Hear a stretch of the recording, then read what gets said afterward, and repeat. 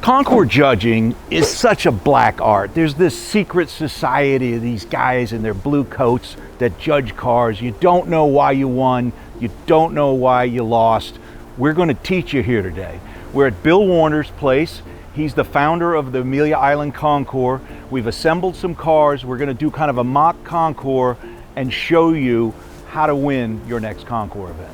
Well, a Concours d'Elegance is exactly what it says. It's a concours of elegance. It's a contest of elegance. Bob Lutz one time briefed the judges at Meadowbrook when he says, "Gentlemen, this is a Concours d'Elegance, not a Concours d'Etat," meaning that you should study the car on its presentation, on its design. And of course, the judges should look at the presentation and the accuracy of the restoration. But generally in a Concours, it is about presentation and design. I think the first thing that they should do in preparation for a Concours is to get any documentation that verifies the validity of the car. And then of course, to make sure that it's absolutely spit polished and clean is probably the second most important thing. Make sure that you're prepared to answer the questions of the judges if there's anything in question, and be knowledgeable in the car. Know how to start it. I've seen people who've had cars at the show that their handler brought it on, they didn't know how to start. The detailing matters, but you've got to get your interior correct, you've got to get under the hood correct, and there's lots of little detail stuff. Modern butt connectors are a kiss of death at a Concours. The wrong hose clamps, a battery that's not original. If you can't find or can't afford an original battery, just take all the stickers off your battery and paint it black, and nobody's probably going to notice or ding you for it. But you know, obvious unoriginal type stuff. I mean, sometimes period accessories help a car, but you know, a big chrome air cleaner is going to hurt you unless there's a reason for it. Yeah, I think owner's manuals are very important. Any history of the car, you know, any special ownership, that type of thing is always very important to document the entire history of the car if you can. There's certain cars that are very critically judged for over-restoration. The National Corvette Restorers Society is one that if there was an overspray in an area, you've got to have overspray. If the paint dripped in a particular direction on the chassis, they want that. You want to have all the markings and the lettering and the stenciling on the chassis. That's not over-restoring, that's presenting the car as it came from the factory. You just want to make sure that the car is presented as it was originally built. If your car is non-original in any way, if you have a magazine article or something showing it was that way back in the 50s or 60s, that goes a long way towards proving your point that that's the way this thing was.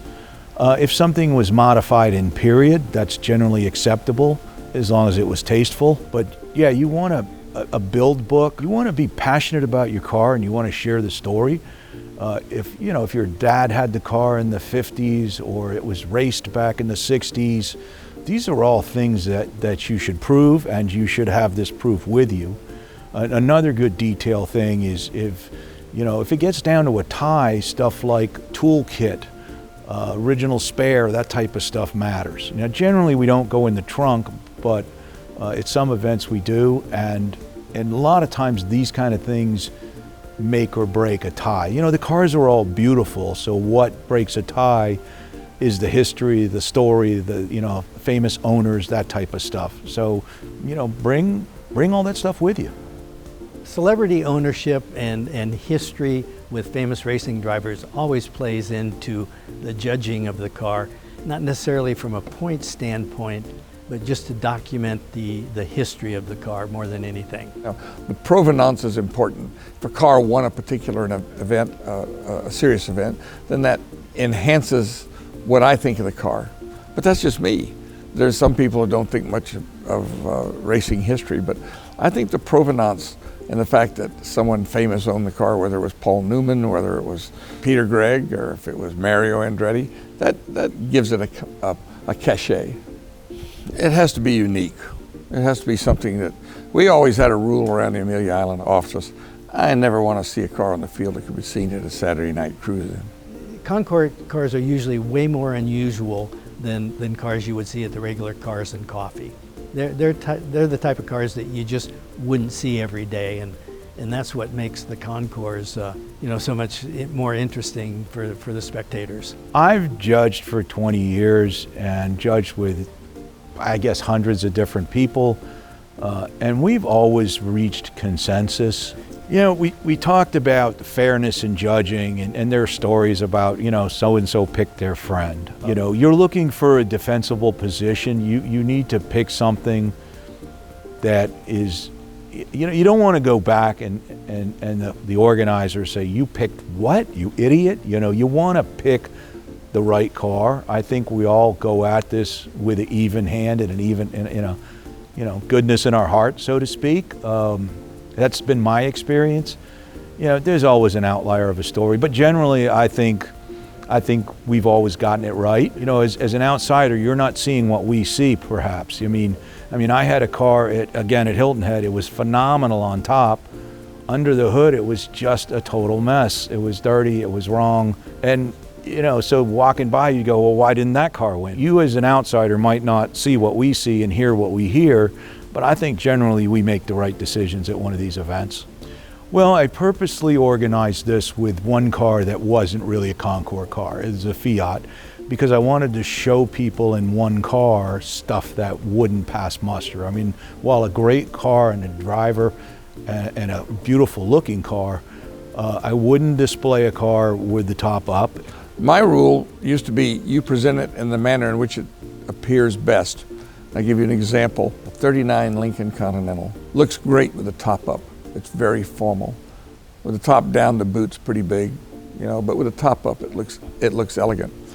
A 53 Corvette looks terrible with the top up. I mean, it looks goofy. And I would say I would present a 53 Corvette with the top down. I would present a 39 Continental with the top up.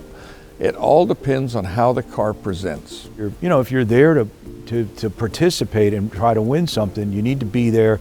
You need to have your documentation. You need to have your spare tire, your tools. It's all of us judges are car guys, and we love looking at cars, learning about cars. And if a guy's got a book full of, I was at Hilton Head a few weeks ago, and a guy had a book full of pictures of this car running at Le Mans back in the 30s and stuff like that.